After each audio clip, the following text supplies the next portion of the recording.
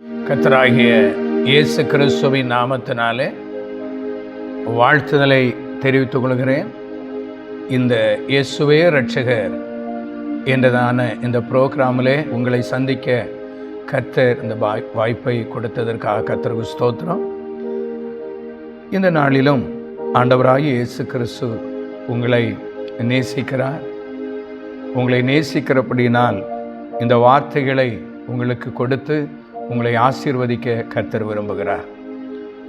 மத்தேயு எழுதின சுவிசேஷம் 4ஆம் அதிகாரம் 15ஆம் வசனத்திலே ஒரு வசனம் இப்படியாக சொல்கிறது: இருளில் இருக்கும் ஜனங்கள் பெரிய வெளிச்சத்தை கண்டார்கள். எனக்கு அன்பாத தேவ ஜனமே, இருளில் இருக்கிற ஜனம் நிச்சயமாய் அவர்களுக்கு ஒரு வெளிச்சம் தேவை. வெளிச்சம் தேவை. இங்கு வேத வசனம் சொல்லுகிறது, இருளில் இருக்கும் ஜனங்கள் பெரிய வெளிச்சத்தை கண்டார்கள். இருள் என்று சொல்லும்போது அது வேதத்திலே சொல்லப்பட்டிருக்கிற அந்த இருள் பாவத்தின் அடையாளமாய் இருக்கிறது. இருள் என்றதான ஒரு வேதி, இருள் என்றதான சமாதானக்கேடு, நிம்மதியில்லாத வாழ்க்கை, இருள் என்றதான போராட்டங்கள், இருள் என்றதான பாதையிலே நீங்கள் ஓடிக்கொண்டிருக்கலாம். இருள் என்றதான கடன் பிரச்சனை, ஐயோ என்றைக்கு இந்த வாழ்க்கை மாறும் என்று சொல்லி நீங்கள் ஏங்கிக் கொண்டிருக்கலாம். என் அருமையான சகோதரனே, சகோதரியே, இந்த வார்த்தைகளை கேட்கிற உங்களோடு கர்த்தர் பேசுகிறார்.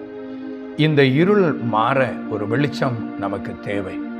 இங்கு சொல்லப்பட்டிருக்கிற இந்த வெளிச்சம் யார் என்று சொன்னால் ஆண்டவராகிய இயேசு கிறிஸ்துவை காண்பிக்கிறது. இயேசு அவர் சொல்லி போனார், உலகத்திற்கு நான் வெளிச்சம், உலகத்திற்கு நான் ஒளியாய் இருக்கிறேன் என்று கர்த்தர் வாக்கு பண்ணி இருக்கிறார். அருமையான தேவஜனமே, இயேசு கிறிஸ்துவை உங்கள் வாழ்க்கையிலே நீங்கள் ஒருவேளை அறிந்திராமல் இருக்கலாம், ஒருவேளை அறிந்தும் இருக்கலாம். அறிந்தும் இந்த வெளிச்சத்தை நீங்கள் அறியாமலும் உணராமலும் வாழ்ந்து கொண்டிருக்கலாம். ஆண்டவருக்கு ஸ்தோத்திரம். உங்களுக்கு ஒரு நற்செய்தியை நான் உங்களுக்கு சொல்ல விரும்புகிறேன். இயேசு உங்களை நேசிக்கிறார். நீங்கள் தேடுகிற நிம்மதியை இயேசு தர விரும்புகிறார். இருளில் மாட்டி தவிக்கிறவங்க வெளிச்சத்தை காணும்போது உள்ளமெல்லாம் பரவசம் அடையும், உள்ளமெல்லாம் சந்தோஷம் அடையும். இன்றைக்கு அந்த சந்தோஷத்தை கர்த்தர் உங்களுக்கு தர விரும்புகிறார். அருமையான தேவஜனமே, தேவ பிள்ளையே, ஒருவேளை நீங்கள் இயேசுவை அறியாமல் இருக்கலாம். இந்த வார்த்தைகளை நீங்கள் கேட்டுக்கொண்டிருக்கலாம். இயேசு யார் என்பதே எனக்கு தெரியாதே என்று சொல்லி ஒருவேளை நீங்கள் வீடுகளில் இருந்து, இல்லை படிக்கிற இடத்துல இருந்து, வேலை செய்கிற இடத்துல இருந்து, இல்லை ஏதோ ஒரு பிரயாணம் பண்ணி கொண்டிருக்கும் போதும் இந்த வார்த்தைகளை நீங்கள் கேட்டுக்கொண்டிருக்கலாம். அருமையான தேவஜனமே, சகோதரா, உன்னை கர்த்தர் நேசிக்கிறார். சகோதரி, உங்களை கர்த்தர் நேசிக்கிறார். அருமையான தாயே, உங்களை கர்த்தர் நேசிக்கிறார். அருமையான தகப்பனாரே, கர்த்தர் உங்களை நேசிக்கிறார். ஒருவேளை நீங்கள் படுக்கையில் வியாதியினால் படுத்து அந்த இருள், வியாதி என்றதான இருள் உங்களை தாக்கி கொண்டிருக்கலாம். என் அருமையான தேவஜனமே, கர்த்தர் உங்களை விடுதலையாக்க விரும்புகிறார். அந்த இருளை நீக்க இயேசு உங்கள் அருகாமையிலே நின்று கொண்டிருக்கிறார். ஸ்தோத்திரம். உங்கள் வாழ்க்கையில் இருக்கிற இருள், உங்கள் குடும்பத்தில் இருக்கிற இருள், உங்கள் ஸ்தோத்திரம், உங்கள் வாழ்க்கையில் இருளாய் மாற்றி கொண்டிருக்கிற, முழுமையாய் இருளாய் மாற்றி வெளிச்சமே இல்லாத ஒரு சூழ்நிலையில், நிம்மதியே இல்லாத சூழ்நிலையில் வாழ்ந்து கொண்டிருக்கலாம். அருமையான இயேசு கிறிஸ்து இன்றைக்கு உங்களுக்கு விடுதலை தர விரும்புகிறார். கர்த்தருடைய நாமம் மகிமைப்படட்டும். ஆண்டவருக்கு ஸ்தோத்திரம் உண்டாகட்டும். தேவஜனமே, ஒரு அருமையான ஒரு நபரை குறித்து உங்களுக்கு ஒரு காரியத்தை நான் சொல்ல விரும்புகிறேன். அந்த அருமையான நபருக்கு நிம்மதியே இல்லாமல் வாழ்ந்து கொண்டிருந்தார். இருள், எப்பக்கத்திலும் இருள், எங்கு பார்த்தாலும் இருள், சமாதானம் இல்லாத ஒரு வாழ்வு. அந்த சூழ்நிலையில தான் அவருடைய உள்ளத்தில் ஒரு ஏக்கம், சோதரம், நான் மரித்து போனால் அதோடு வாழ்க்கை முடிந்ததா என்று சொல்லி அந்த வார்த்தை அவருடைய உள்ளத்தில் வந்த வேளையிலே இயேசு அவரை சந்திக்க ஆரம்பித்தார். ஒரு தெய்வம் உண்டா இந்த இருளை எனக்கு மாற்றித்தர, ஒரு தெய்வம் உண்டா, இல்லை மரித்ததோடு அதோடு முடிந்ததா வாழ்க்கை என்று சொல்லி ஏங்கி கொண்டிருந்த அந்த வார்த்தையை அவருடைய உள்ளத்தில் வந்த வேளையில் இருந்து ஆண்டவராகிய இயேசு கிறிஸ்து அவரை சந்தித்து அந்த இருளின் பிடியிலிருந்து விடுதலையாக்கி விட்டார். அந்த இயேசு உங்களை சந்திக்க விரும்புகிறார். ஒருவேளை எந்த சூழ்நிலையில் நீங்கள் இருக்கலாம், இல்லை எனக்கு எப்படி இந்த இருளிலிருந்து நான் வெளியே வருவேன் என்று சொல்லி நீங்கள் தவித்து கொண்டிருக்கலாம்.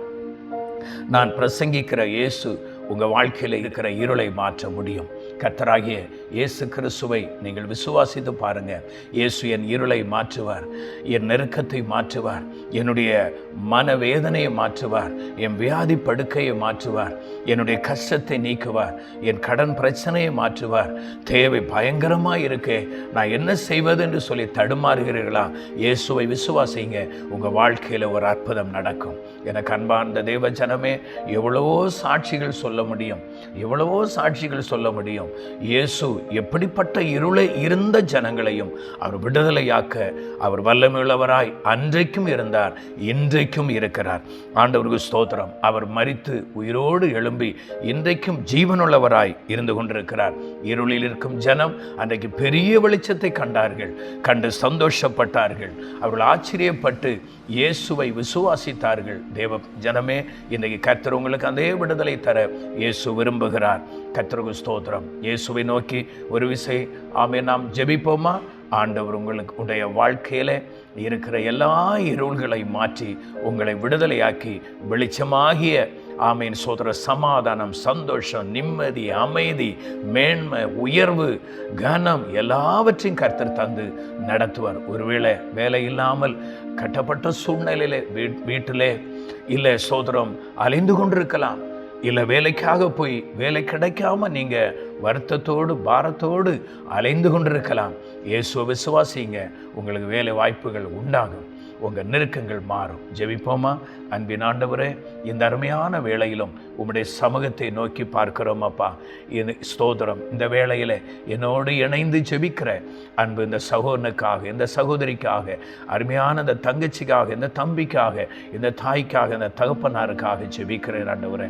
எந்த இருளினால் பாதிக்கப்பட்டு இவர்கள் வேதனையோடு இருக்கிறார்களோ, தேவரீர் அவர்களை சந்தித்து அந்த இருளின் பிடியிலிருந்து விடுதலை பெற்றுக்கொள்வார்களாக. வியாதி என்ற இருள், கடன் பிரச்சனை என்ற இருள், ஸ்தோத்திரம், சமாதானக்கேடு என்ற இருள், நிம்மதியில்லாத வாழ்க்கை என்ற இருள், இப்படி பல விதங்களில் போராடி கொண்டிருக்கிறதான இவர்கள் வாழ்க்கையில் ஒரு அற்புதத்தை செய்யும் ஆண்டவரே.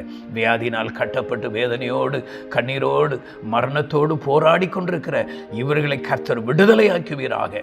எல்லா இருளிலிருந்து அவர்களை விடுதலையாக்கி ஆசீர்வதிக்கும்படிக்கு செபிக்கிறோம் கர்த்தாவே. விடுதலை நீர் கொடுத்த அன்பிற்காய் ஸ்தோத்திரம். நான் உலகத்திற்கு ஒளியாயிருக்கிறேன், வெளிச்சமாயிருக்கிறேன் என்று வாக்கு பண்ணினீரே.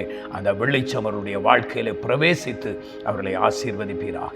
கர்த்தர் கிரியை செய்கிற அன்பிற்காய் கோடாகோடி ஸ்தோத்திரம். ஜெபத்தை கேட்டு பதில் தந்ததற்காய் நன்றி செலுத்துகிறோம். இயேசு ரட்சகர் மூலம் ஜெபிக்கிறோம் ஜீவனுள்ள நல்ல பிதாவே.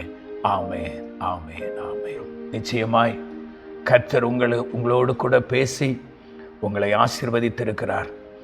ஆமென். இயேசு உங்களுக்கு நன்மை செய்திருக்கிறார். உங்களுக்கு நன்மை செய்தார் என்றால் எங்களோடு கூட தொடர்பு கொள்ளுங்க. உங்களுக்காக நாங்கள் ஜெபிக்க ஆயத்தமாக இருக்கிறோம், ஆலோசனை கொடுக்க ஆயத்தமாக இருக்கிறோம். கர்த்தர் தாமே ஆசீர்வதிப்பார்.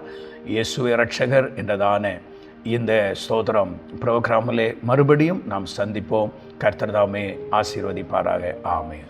God bless you.